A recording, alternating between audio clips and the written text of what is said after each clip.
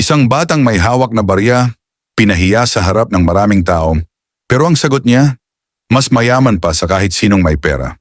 May isang batang lalaki ang tahimik na nakapila sa isang maliit na panaderya.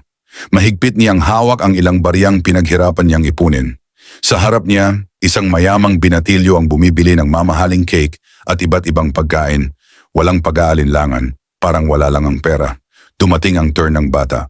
Mahina siyang nagturo sa isang maliit na tinapay at magalang na nagtanong, "Excuse me po, magkano po yung tinapay?" "$3, sagot ng kahera. Dahan-dahan niyang binuksan ang kanyang palad at isa-isang binilang ang kanyang barya. "1, 2. Saglit siyang tumahimik, yumuko, at mahinang nagsalita. "Ayos lang po. 2 lang po ang pera ko. Babalik na lang po ako." Habang papalayo siya sa counter, biglang tumawa ang mayamang binatilyo sa likod niya. "Kung hindi mo kayang bumili ng tinapay, bakit ka pa pumunta dito?"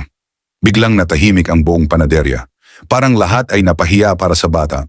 Ngunit may isang matandang lalaki ang nakakita ng lahat. Lumapit siya sa kahera at kalmadong nagsabi, "Ibigay mo na sa bata ang tinapay, ako na ang magbabayad." Ibinigay ng kahera ang tinapay, pero ang ginawa ng bata ang hindi inaasahan ng lahat. Dahan-dahan niyang inilapag ang kanyang $2 sa counter at nagsabi ng may dignidad, "Ito lang po ang pera ko, hindi ko po kayang tanggapin ng libre." Napangiti ang matanda at siya na ang nagdagdag ng kulang.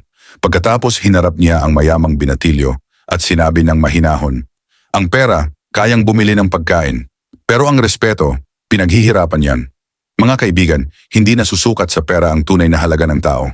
Sabi nga sa Kawikaan 22 verse 1, "Ang mabuting pangalan ay maiging piliin kay sa malaking kayamanan, at ang magandang lingap ay maigi kay sa pilak at ginto."